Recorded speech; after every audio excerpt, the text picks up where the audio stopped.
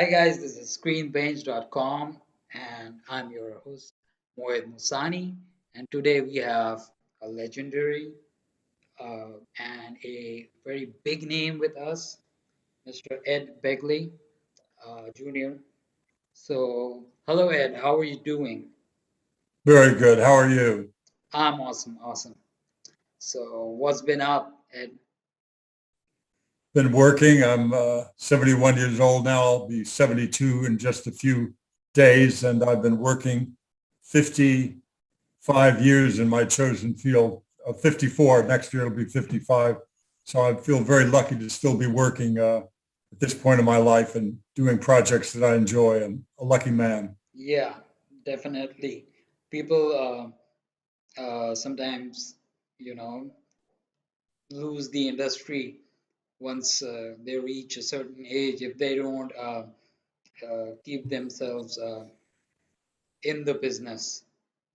You know, once an actor is very well established and has the money and everything, they kind of slow down and it's a career that. So it's great that you're still working and you have that passion for creativity and everything. So I Thank you, really man. appreciate that. So, Ed, uh, would you like to tell the uh, start of your journey in this industry? Say that again. Would you like to tell about this journey in Hollywood? How did you start up, and Oh, what were your yeah. aspirations and all that? Yes, I was the son of an actor, so I wanted to be an actor like my father. Uh-huh. I think if he was a plumber, I might be fitting pipe right now. I wanted to do what my father did. I greatly respected him. Well, And so he was a good father and a good actor. He'd won an Academy Award. He won an Oscar for Sweet Bird of Youth. Might be able to see it behind me over there. That's uh-huh. my father's Yeah, Oscar. I He see won that. that. Yeah, I see that. Yeah, he was also in 12 Angry Men, a wonderful American film done in the 50s. Did a lot of important stage work. He was in uh, Inherit the Wind on Broadway, won a Tony Award for that. So I want to be what my dad was, and in many ways, he was a very honorable man too. He cared deeply about the environment, and I tried to keep all his traditions alive with my life and my work and my passions. And Hmm. I'm very happy to say I've had some success, following in his footsteps. Right. So there's always this one thing. Either a man wants to be like his father, or either a man does not want to be anything like his father. That's funny you would say that because I thought for years I don't want to be anything like him. And then I woke up one day and I realized I was exactly like him in many ways. Mhm. A few ways that weren't so good, but I've worked on those. But other way, most of the stuff that I said I didn't want to be like him at all, I was like him in many ways. And I finally realized it was a very good thing to be like my dad. Yeah. Um, Fathers are, you know, just like the backbone of a person. Yes, I they mean, have a great effect on you. definitely, definitely, It can be no, positive or negative. Mine was very positive. Yeah. yeah, same here. My father was a very positive influence on me, so I greatly respect him. Um, Coming to your movie journey, um, what was the first film that you did? Was it She Devil? That came later in my career. The first movie that I ever did was a Disney movie called Now You See 'Em, Now You Don't. I'm Uh-huh. sorry, The Computer Wore Tennis Shoes was the first movie I did. Uh, but my first day's work in motion pictures and television was in television.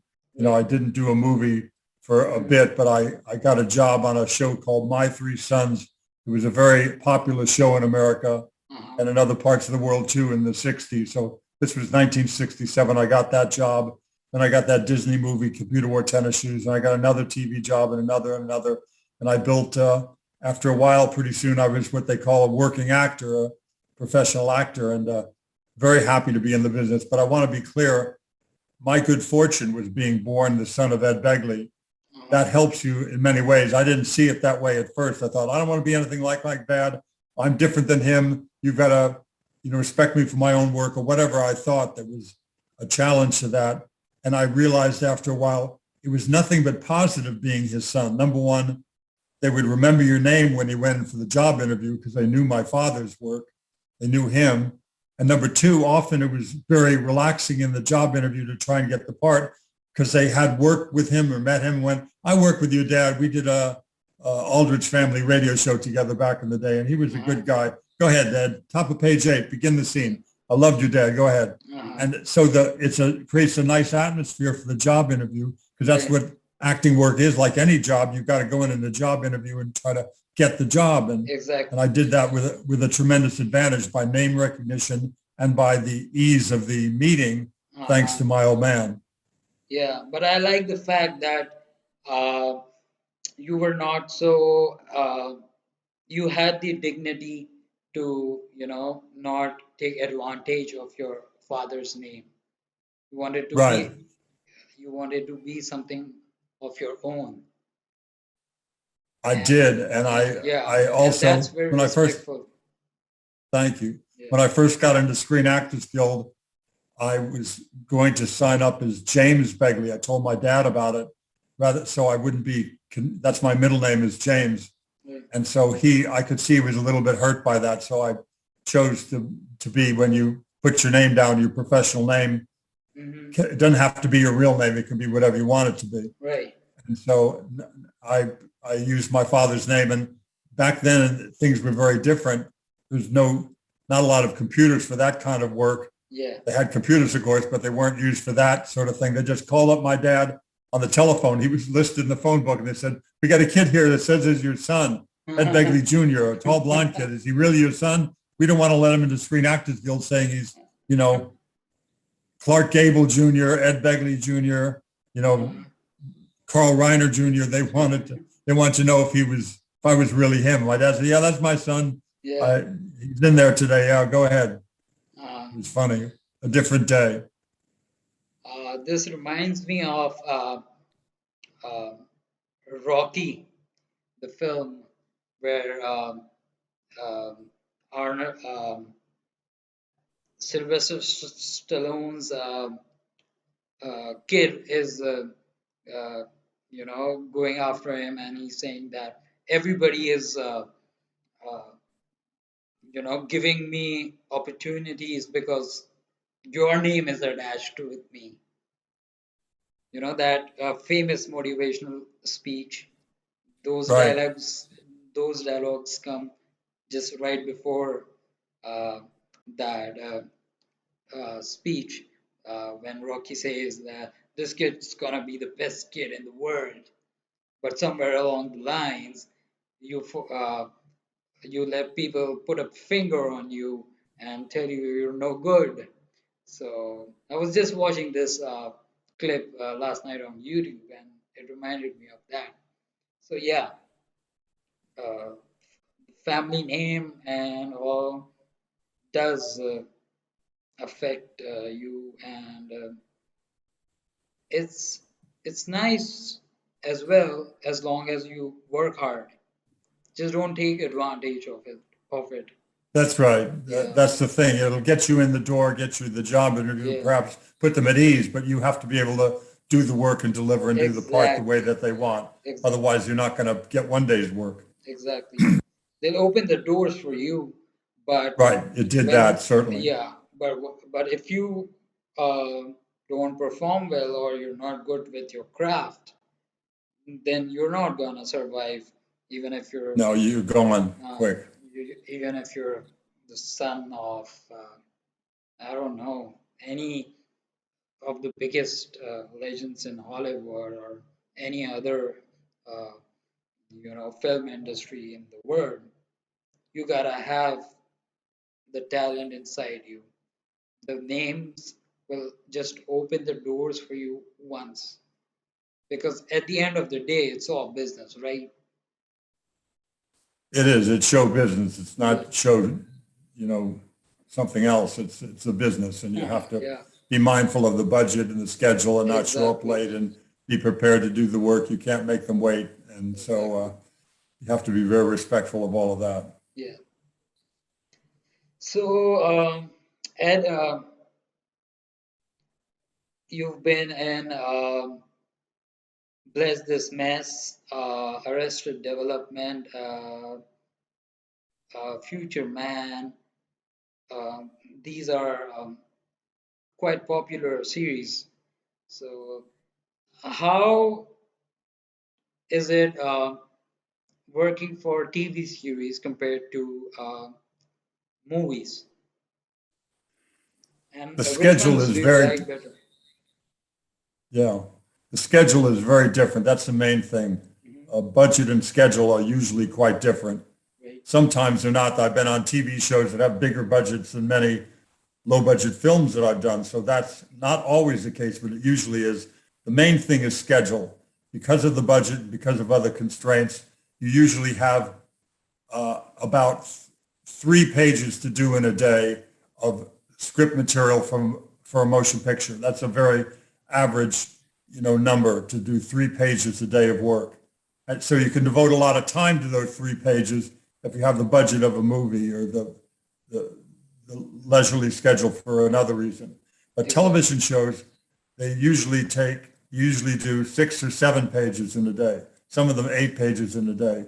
It's just a lot more work in a shorter period of time. So that, Right. there's no time for fooling around. In a motion picture, you can rehearse a lot, do it again and again, fine tune this, get everything right technically, and get all the acting subtleties worked out carefully. So that used to be the schedule. But again, you look at some of the TV shows today, the kind of budget that they have for these television shows, they're much bigger budgets and much, Yeah. much bigger, longer schedules for Yeah. the TV show than the movie. That's changed over the years a bit. Yeah, that's coming up with the streaming services that we're having right now. Yeah. Tons of streaming services. I think there was a streaming service that came up. I think it was called QB or something like that, and they basically were focusing on creating 10-minute content with A-lister stars. So Oh, Quibi, right? Was it Quibi? maybe. Yeah. Uh, uh, I actually wrote about it, uh, you know, more than a year back. So I can't really recall the name, but the production for those 10-minute series was so expensive that uh, they said 1 minute of screen time will cost $1 million. That means Wow. a 10-minute, and they specifically were creating 10-minute small videos. So that's going to be like $10 million for a 10-minute video. But Wow. and they had a very immersive idea. If flip your phone, you get the POV, or if you put it straight, you get a different uh, uh, viewing option. So uh, I initially thought that it would, just take off because the idea was so wonderful, but it's nowhere anymore. Yeah. It just It's died out. it didn't last long, did it? Yeah, it did. So yeah.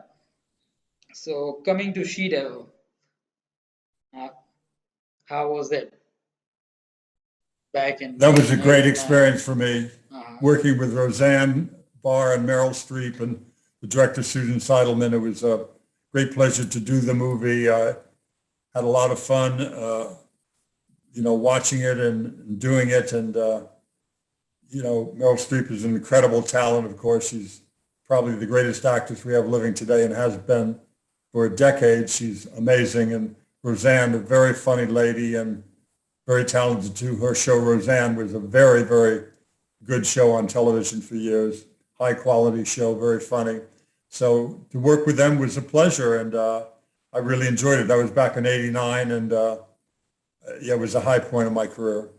Uh, so, Ed, I've been hearing some stuff, and I'm sorry I did not do the research. I thought I'd ask you directly.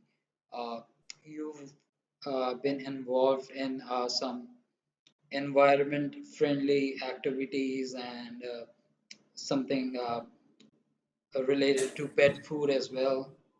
So, could you tell me about it? Yeah, What's all? Yeah, what's all this? I was very concerned about the environment as a young man because I grew up in Los Angeles, and as you've surely heard, LA has had horrible, horrible smog for many, many decades. So after 20 years of living in that smoggy LA area, I said, enough already. I'm going to try to do something different. I'm going to try to do my part. And that's a lesson I learned from my dad again. And so they had something called Earth Day for the first time in 1970. I took part in that. And I thought, besides just this one day, what can I do? So I started recycling. I started composting. I started riding my bike even more than I did. I started taking public transportation even more than I did. And so all these things were good for the environment and very inexpensive. Also, I started using baking soda instead of some common or harsh cleanser to clean my sink. I started using vinegar and water instead of, some sort of Windex thing or, ammonia spray. Yeah. And they both worked very good and they were cheap. So I said, well, this is great. I'm going to In stick with fact, this environmental. I think vinegar and all those things work better, including baking soda. They do. They work very Yeah. good. So as I got older and started to do more, I eventually bought an electric car. That year, 1970, I bought my first electric car. So I was Oh, making less smog in that way. And then it was much cheaper to fuel because you just plugged in the wall, and that was cheaper to buy that electricity than it was to buy the same amount of gasoline. But it was a very slow car. It didn't go far. So I didn't drive them for a while. Then I rediscovered them in 1990. And I finally got solar in my roof in 1985, that's solar awesome. hot water, and then solar electric in 1990. But then years later, I thought, what about, because not everybody liked the smell of vinegar and what have you, and people, weren't as inclined to use baking soda for some stains that wouldn't get stuff out. So I thought, what about if I had a line of cleaning products myself that not only were non-toxic, but also cleaned really, really good, even better than baking soda, even better than vinegar. Yeah. And so I did that. I worked with this lab, this guy, Mark Cunningham, this group Lab Clean. We found some products that were very, very clean and also a pet stain and odor remover that worked very well. Because you got your animals down on the ground. They're licking their paws all the time and licking the floor. You don't want them to have something in their mouth that's toxic. And you have your little babies, crawling on the floor and putting their fingers in the mouth. So Exactly. you don't want to have anything non-toxic. So we came up with a line of cleaning products called Begley's Earth Responsible Cleaning Products. Uh-huh. That's a lot to remember. So all you got to remember, just go to Amazon and put in Begley Cleaning. It'll come right up. Or just Google search Begley Cleaning Will and it'll do. come right up. Surely will do. And they work very well. There's many other good products. You don't have to buy mine. Seventh Generation makes good products. Uh-huh. Several other people make good cleaning products that are clean and green. Uh-huh. So check one of them out and get that toxic stuff out of your kitchen. Uh-huh. I like that you um, also mentioned your competitors because Sure. that shows that you have a genuine uh, desire for this earth to be a better place. Yeah, I want the toxic stuff out of everybody's house. Yeah, Wherever they do it with my product or theirs, I don't care. I'm yeah. happy to Very go out impressed. of business because they're doing so well. Very Yeah. impressed with the kind of mindset you have. Very Oh, positive. thank you, my Very positive. thank you, buddy. Yeah. So, Ed, you've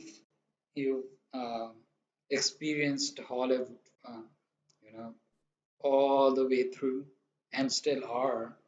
So, what would you say has changed over the decades? I saw a fairly big change, a few big changes in my lifetime in motion pictures and television.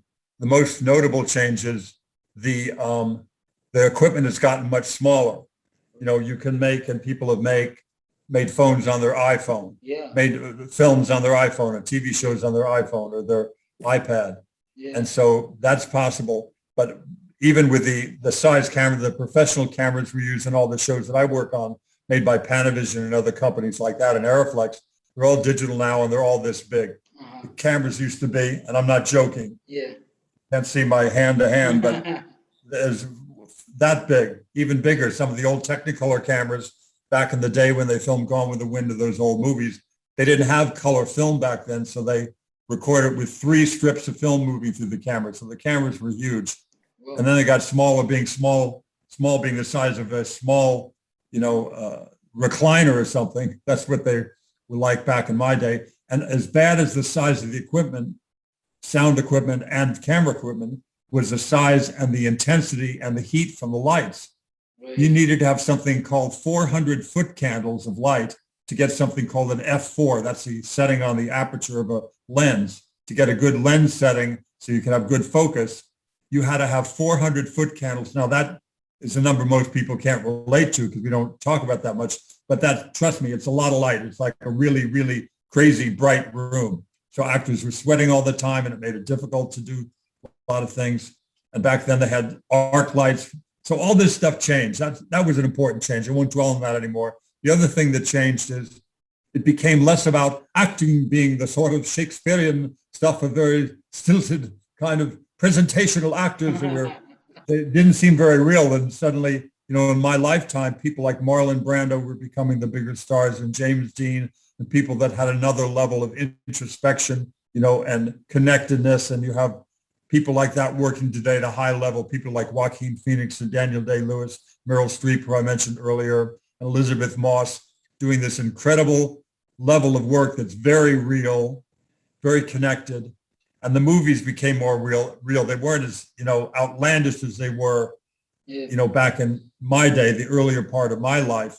And before that, and a bit after that, they changed the movies. Martin Scorsese became a big star director, rightly so, because he was doing movies very reality based and very gritty. And it took time to do things. You have, people like, uh, you know, uh, Bob De Niro emerging as top actors who would work on a part much more than actors that I grew up with would work. Yeah, I spent the weekend working on my part. I'm ready. I learned my lines. I can work Monday.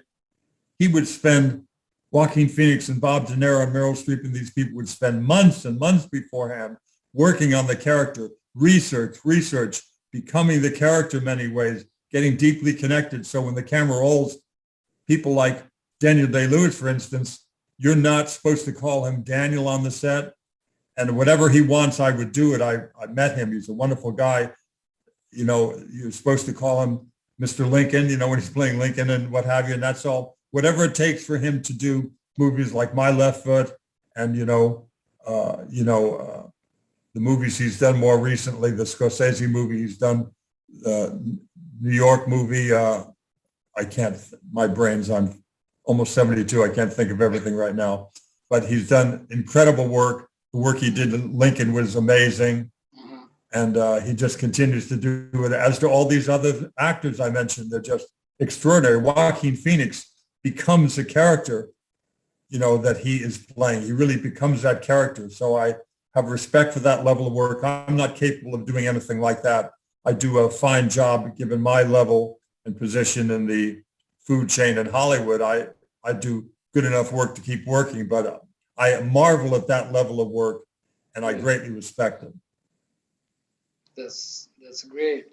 I'm sure as a industry insider, you would know that uh, the Joker film wasn't being given the budget, and the executives at the studios were very hesitant to go for a standalone picture, and this uh, they just gave them a budget of around 55 to 60 million dollars, and Joaquin and Todd did such a wonderful job that the film crossed $1 billion in the box office in 17 days, and that too, uh, uh, keeping in mind that the film was not released in China, uh, from where a major chunk of revenue comes out. So that's incredible. Incredible. Yeah, that's a highly well crafted movie, and Yeah, that's that's the thing that I've seen happen in my lifetime. Another level of reality with the writing, another level of reality with the directing, with the performances. But one thing I think that's be, been better in a different way than that, the creatively things have gotten much better. I think also it was kind of okay. In fact, in some cases, it was encouraged to be kind of be rebellious on the set in every way, not just with budget, but people would be getting drunk, on the set and getting high and what have you. And it didn't help the project at all. That we got to be exactly. loose, we got to be fine and relaxed, and we'll drink or do drugs. That doesn't help a production. And so that there's a book about that period in our history. It was certainly going on long before that. Actors got drunk on sets long before I was born and did drugs too. I'm not suggesting otherwise, Yeah, but things changed because they had movies where people were high all the time, and the movies suffered for it, and so I exactly. think it's glad that they became more professional Yeah, as the 70s turned into the 80s, and because that thing, it's just reckless to behave that way. People can get hurt too if people exactly. aren't paying attention with a drunk or high. There's a lot of danger on the set on And occasion. You then have to you be. and the entire cast has to, you know, wait for the superstar to get sober, and everybody's waiting, and the A-lister actor is, in his vanity, uh, drunk and high, and all of those people at the set are waiting for him to, just get back on his feet and start doing the work. And sometimes it's not just the actor, it's the director. Heaven's Gate is a classic example of movies going wild and going way over budget and having a lot of problems because people in every department are not at their peak, shall we say. They're just, they have diminished capacity for one reason or another. So that's something, I certainly experienced in my life that it was okay to do such things. Back in the 70s, I was part of that, kind of loose way of thinking, but I got clean and sober in the late 70s, and it certainly made my life better in every way. Uh-huh. Made all the productions I have worked on before and since, it made them a lot better. So I'm glad that change occurred in Hollywood. I know that drug and alcohol abuse still go on in Hollywood Right. to a certain extent, but it's not allowed the way it was and condoned. People would look away and sometimes, enable it or condone it too. So I think we're better off for that. Right, that's great. My original question was exactly this, that how has Hollywood's experience, the environment how has it changed? So there you go. You answered that. Yes, it has gotten better in many ways. So, Yeah. And what about the casting couch culture? Has it changed? yeah, finally people woke up to what was happening all along under our noses. There are Yeah. people that surely knew about the excesses of Harvey Weinstein and some of the others. I did not. I never worked for Miramax. I did a movie that was made by somebody else and got distributed by Miramax, but I didn't have a lot of encounters with Harvey Weinstein. And I Mhm. knew such things went on, but I didn't know they were still going on until just a few years ago. I really didn't. Call me naive, call me stupid, but I didn't know it was as bad as it was when some of these stories came out from the Me Too movement. Uh-huh. I was very disappointed in how that was handled by a lot of people, very shocked by a lot of it. I didn't know. And that's unfortunate because there are a lot of people that did know and looked the other way, and that shouldn't be. These women went through a lot in every way, and it's just horrible what they went through. So that's finally changed. It needed to change, and it has. Right. So maybe you were probably in a good company of friends and acquaintances. I was most of the things I've worked on, again, since the 70s, things were very different in the 70s and got a bit better in the 80s. So there was things that happened in the 80s that wouldn't be allowed today. Mm. But for me, things, from the 90s on, things, women were treated with more respect as they needed to be and what have you. And I thought we had really, taken care of most of it, not even close for when the details came out, with a lot of what a lot of these women went through. It wasn't at all solved in the 80s or the 90s or even, it's begun to change in a good way in the Uh-huh. past 3 years, really. Uh-huh. Well, that's good news. Uh, so, are there like any specific drugs that artists do, or is just that their own preference, whatever suits them? Say that again.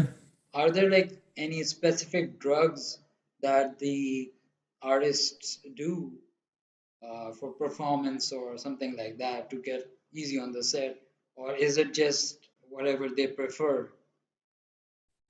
I don't see it anymore. They stopped doing that Mhm, in front of me, around me, or in any way that I would know. mhm. Years ago, it's kind of known. Most people in Hollywood know that I'm clean and sober, so maybe people are off doing it off to the side somewhere, but I don't think it happens as much. There's a low tolerance for it.